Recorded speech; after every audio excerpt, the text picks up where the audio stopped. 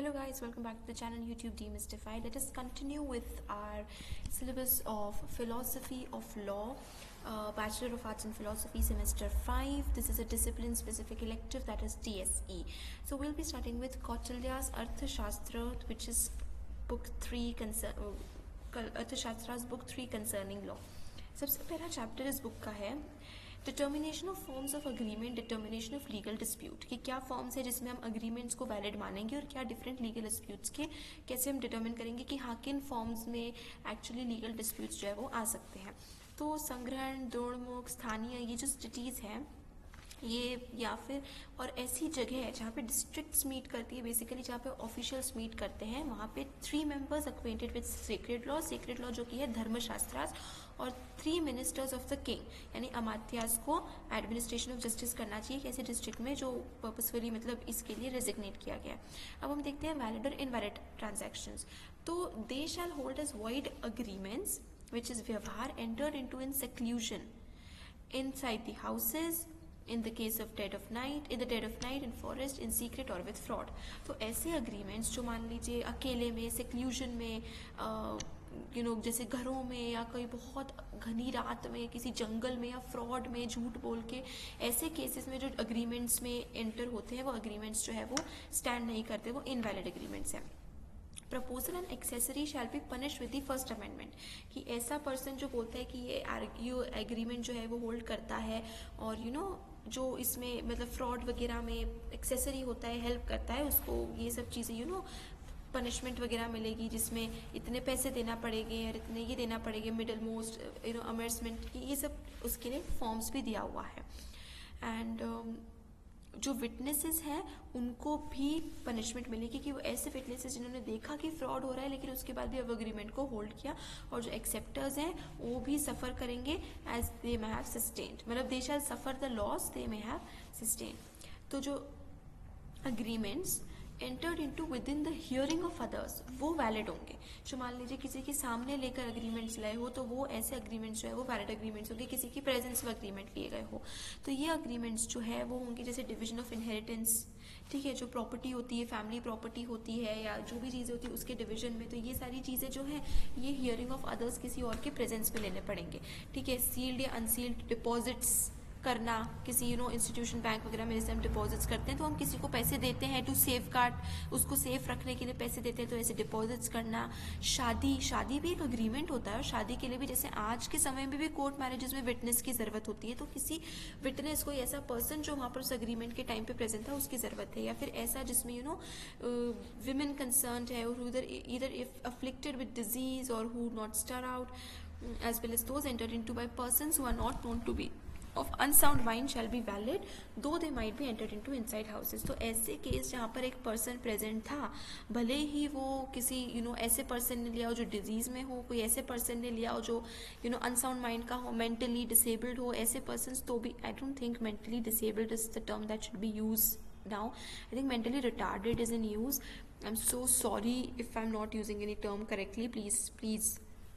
And okay, तो ये भले ही घर के अंदर भी हो लेकिन अगर किसी के प्रेजेंस में लिए गए हो तो ऐसे अग्रीमेंट्स जो है वो वैलिड है.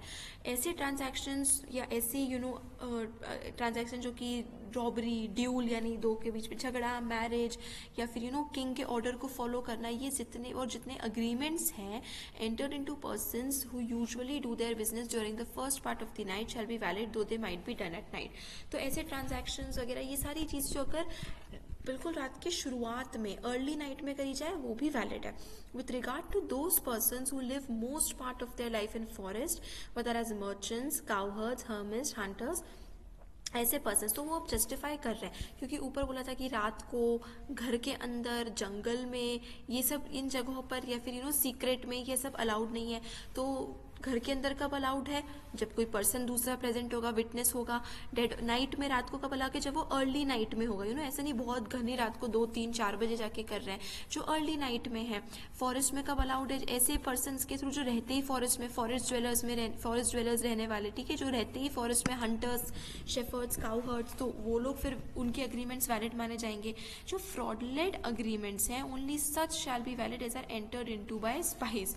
तो फ्रॉडलेड अग्रीमेंट्स वो ही वैलिड जब 2 स्पाइज उसमें एंटर करते, तो स्पाइज या जो है स्पाइज इन द सेंस कि उनको अपनी आइडेंटिटी छुपानी पड़ेगी, तो ऐसे केस में ऑफ कोर्स वो एक फ्रॉड एग्रीमेंट होगा, क्योंकि बहुत इन्फॉर्मेशन विथहेल्ड की जा रही है, इन्फॉर्मेशन प्रॉपरली जो है वो गलत इन्फॉर्मेशन बताई जा रही है, क्योंकि एक स्पाई तो अपनी रियल इन्फॉर्मेशन रिवील नहीं करेगा ना, वो तो एक गलत इन्फॉर्मेशन ही देगा।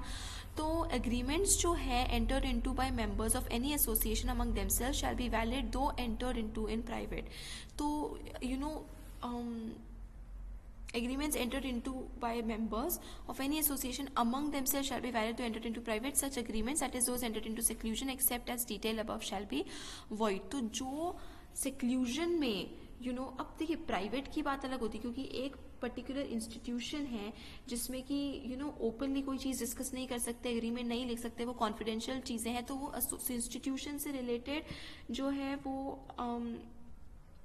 बेसिकली प्राइवेट में नहीं जा सकते, लेकिन सक्लूजन में या छुपा के वो सारे एग्रीमेंट्स जो है वो वॉइड होंगे, वो माने नहीं जाएंगे, एम्प्टी होंगे वो। तो also agreements entered into by dependent or unauthorized persons such as a father's mother, a son, a father having a son, an outcast brother, the youngest brother of a family of undivided interest, a wife having her husband or son, a slave, a hired laborer, any person who is too young or too old to carry on business, a convict, a obsessed, a cripple or an afflicted person shall not be valid. तो ऐसे चीज़ें जिसमें कि एक person जो और खुद ही किसी और के ऊपर डिपेंडेंट है, ठीक है, तो वो पर्सन अगर कोई एग्रीमेंट करता है तो वो एग्रीमेंट भी नहीं माना जाएगा। अब जैसे फादर की मदर एक ओल्ड लेडी है, अब वो खुद ही अपने बेटे के ऊपर डिपेंडेंट है, तो ऐसे केस में वो अगर किसी एग्रीमेंट में एंटर करेगी तो वो नहीं माना जाएगा। या फिर एक बेटा एक फादर जिसका एक बेटा है, उसका बेटा कमा के ला रहा है, फादर ही बेटे के ऊपर डिपेंडेंट है। या फिर मान लो कि घर का सबसे छोटा वाला भाई, कोई स्लेव, कोई हायर्ड लेबर, तो ऐसे पर्सन्स जो खुद किसी और के ऊपर डिपेंडेंट है या अनऑथराइज्ड, उनके पास इतनी अथॉरिटी नहीं है, तो ऐसे एग्रीमेंट्स भी वैलिड नहीं होंगे। और अगर वो ऑथराइज्ड है, अगर वो इंडिपेंडेंट है, तो फिर अग्रीमेंट्स में, अगर वो ऑथराइज्ड है तो फिर वो अग्रीमेंट्स में एंटर कर सकते हैं। मान लीजिए कि वो फादर ने मदर को अथॉरिटी दे रखी कि हाँ आप मेरे बिहाफ में अग्रीमेंट्स में एंटर कर सकते हो, तो ऐसे केस में फिर वो अग्रीमेंट्स वैलिड होंगे। Even agreements entered into by an unauthorized person shall be void if he was at that time under provocation, anxiety और इंटॉक्सिकेशन, और if he was a lunatic और हॉन्टेड पर्सन। तो अब मान लो कोई पर्सन ऑथराइज्ड है, लेकिन अगर मान लीजिए कि उस समय वो एक ऐसे स्टेट में था, नशे की स्टेट में था, हॉन्टेड स्टेट में था, किसी उसकी कोई प्रॉब्लम थी उसके साथ, तो ऐसे केसेस में एंग्जाइटी में था, उसको घबराहट में, डर में, धड़ा धमका के अगर उसको किसी एग्रीमेंट में डाला गया तो वो एग्रीमेंट्स वैलिड स्टैंड नहीं करते हैं। इन सभी केसेस में जो प्रपोजर है, जो एक्सेसरी है, जो विटनेसेस हैं, वो पनिश्ड होंगे अगर वो ऐसे एग्रीमेंट्स को वैलिड मानते हैं तो। Such agreements are entered into in person by anyone with others of his own community in suitable place and time are valid provided the circumstances, the nature, the description and the qualities of the case are credible.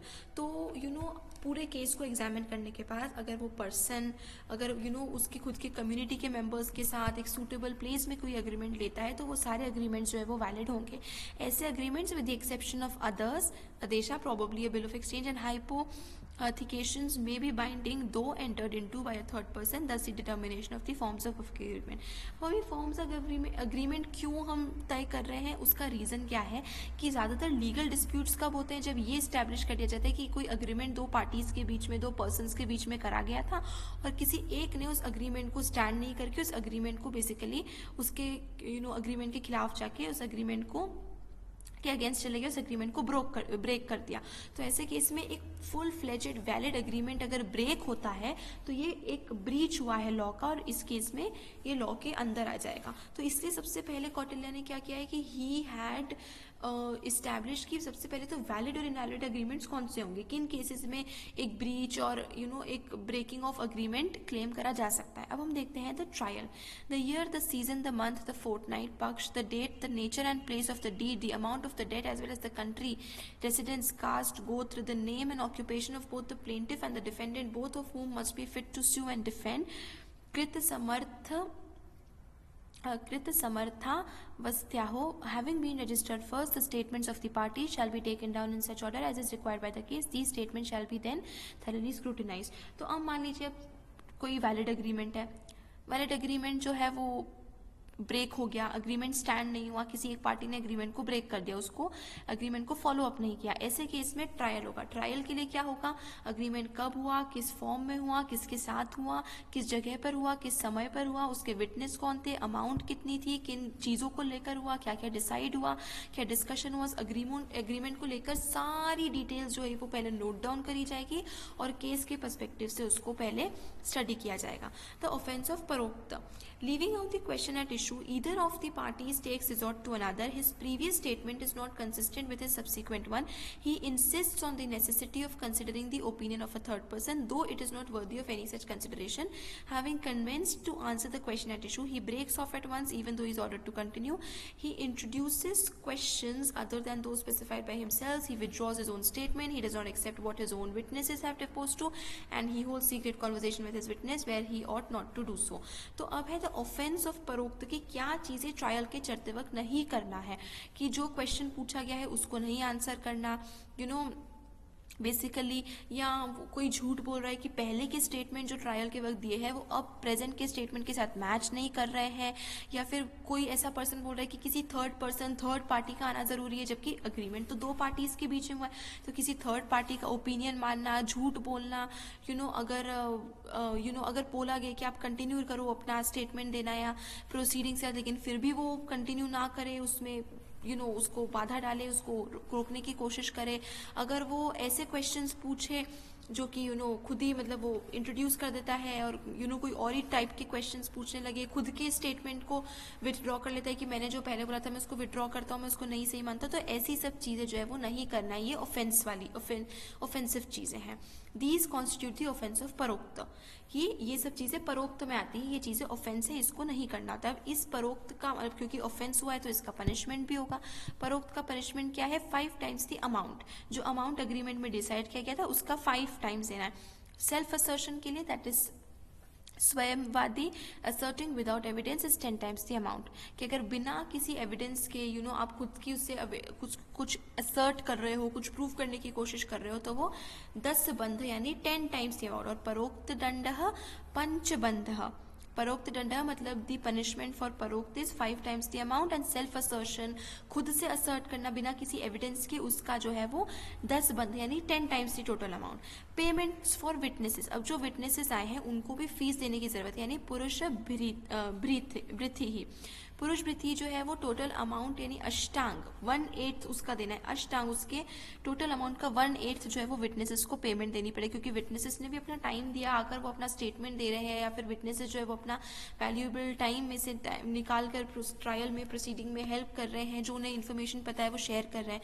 Provision proportional to the amount suit for may also be made for the expensive incurred by witnesses in their journey, कि witnesses को जो travel करने वगैरह में problem, ये जो expenses हुए हैं उसको भी witnesses क्लेम कर सकते हैं, और डिफीटेड पार्टी जो है वो इन दोनों को उसे पे करना पड़ेगा, एक तो विटनेसेस का अमाउंट और एक विटनेसेस का ट्रैवल एक्सपेंस या जो कंफर्ट एक्सपीरियंस है। Counter suits in case other than cases other than dual robbery as well as disputes among merchants or trade guilds, the defendant shall file no counter case against the plaintiff, nor can there be a counter case for the defendants। तो robbery, झगड़ा, dispute वगैरह ऐसे cases के अलावा जो defendant है वो कोई काउंटर केस नहीं फाइल कर सकता, यानी एक बार उस ट्रायल का डिसीजन आ गया उसके काउंटर में वो कोई भी केस फाइल नहीं कर सकता, और कोई काउंटर केस हो भी नहीं सकता, ना डिफेंडेंट के लिए ना प्लेंटिफ के लिए। तो डिफेंडेंट बेसिकली वो, प्लेंटिफ वो है जिसने केस फाइल किया है, और डिफेंडेंट वो है जो अब जिसके अगेंस्ट केस फाइल हुआ है वो है डिफेंडेंट, वो अपने आप को डिफेंड करने की कोशिश कर रहा है, अपने आप को बचाने की कोशिश कर रहा है। Adjournments, the plaintiff shall rejoin reply soon after the defendant has answered the questions at issue, else he shall be guilty of poroct, or for the plaintiff knows the determining factors of the case. But the defendant does not do so. The defendant may be allowed 3 or 7 nights to prepare his defense. If he is not ready with his defense within that time, he shall be punished with a fine ranging from 3 to 12 panas. If he does not answer even after 3 fortnights, he shall be fined for poroct, and the plaintiff shall recover out of the defendant's property the amount of the case. But if the plaintiff sues for a mere return of gratitude, that is pratyupakaran, then no decree shall be passed. अब adjournment मतलब कि एक बार जैसे break के बाद आपको rejoin भी करना है। एडजर्नमेंट तो हम आज भी केसेस कोर्ट्स में देखते हैं कि एक बार केस को एडजर्न कर दिया गया, मतलब कुछ समय के लिए उस प्रोसीडिंग को सस्पेंड कर दिया गया है, कुछ समय के बाद वापस से वो प्रोसीडिंग के साथ कंटिन्यू करना है। ऐसे केस में प्लेंटिफ को आना पड़ेगा। प्लेंटिफ मिस नहीं कर सकता कि बोला गया था कि 2 दिन बाद आना, एडजर्नमेंट दी गई थी 2 दिन बाद की, और वो 2 दिन बाद प्लेंटिफ आया नहीं।